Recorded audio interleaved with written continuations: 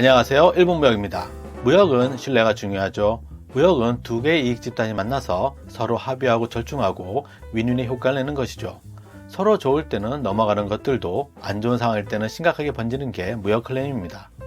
수량이 부족하든지 품질에 문제가 있든지 신뢰가 있는 상황에서는 웃고 넘어가던 것이 신뢰의 금이 간 상태에서는 살벌하게 되죠. 그러나 클레임이 터지면 어떻게 대응하느냐에 따라서 일이 더 커질 수도 있고 더 작아질 수 있는 만큼 클레임에 대한 적극적인 대응이 꼭 필요합니다. 품질 클레임. 다양한 샘플을 통해서 스펙, 포장, 색깔 등 다양한 협의가 이루어지는데요. 한 번 승인용 샘플이 세팅이 되면 그게 기준이 되죠. 만약을 대비해서 수출업체와 바이어는 각각 하나씩 챙깁니다.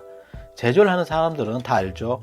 100% 똑같은 품질 유지하는 게 쉽지는 않죠. 일부러 그렇게 추구하진 않더라도 제품에 하자가 생기는 경우도 많은데요. 무역에서 가장 흔한 클레임이지만 대응하기가 쉽지 않는 이유는 내 공장에서 만든 제품이면 어떻게든 대응이 되는데 남의 제품을 사서 파는 무역회사 같은 경우에는 공장과 바이어 사이에서 난감할 때가 많은 만큼 잘 조율해야 합니다. 만약 사전에 발견되었다면 바이어에게 사전에 미리 통보해서 양해를 구하는 것도 또 하나의 방법이겠습니다. 수량 클레임. 아주 흔한 클레임 중 하나죠. 그리고 애매한 클레임 중 하나입니다. 공장에서는 숫자가 정확하다고 하는데 바이어는 숫자가 틀린다고 한다면 누구는 수량보다 더 많이 실어내는 것에 대해서는 관대한데요. 절대로 그러면 안 됩니다. 통관상의 문제도 있을 수 있고 예상치 못한 문제도 있을 수 있기 때문이죠. 포장 클레임. 포장 문제는 리테일 박스에서 발생되는데요. 약속과 다른 포장지를 쓸 때도 있지만 박스가 파손돼서 재작업을 할 필요도 있습니다. 수입자 입장에서는 추가적인 비용이 발생할 수도 있고 그만큼 판매 시간이 지연될 수 있는 만큼 클레임 대상이 되죠. 납기 클레임. 품질과 수량 클레임은 배 도착 후 바이어 건품에서 바로 이루어지는 경우도 있고 시간이 흐른 뒤에 이루어지는 경우도 있지만 납기 클레임은 바로 딱 걸리죠. 여기서 우리는 궁금해집니다. 납기의 기준은 언제일까? BLS의 온보드 날짜. 최대한 약속 날짜를 맞추지만 어려울 때는 사전에 바이어에게 통보를 하는 게 좋죠.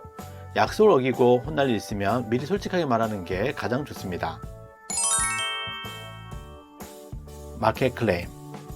바이어가 협조 요청하는 경우죠. 대략 공장 작업 20일 전후 그리고 해상 운송 시간 20일 전후 PI 쓰고 얼추 한 달 반 정도의 시간이 흘러야 해외 현지에 도착하는데요. 그 사이에 환율이 변했다거나 시장이 급속도로 변할 때 또는 기존 재고가 악성 재고로 바뀌어서 일시적 위험이 있을 때 다양한 이유로 바이어가 협조를 요청하는 겁니다.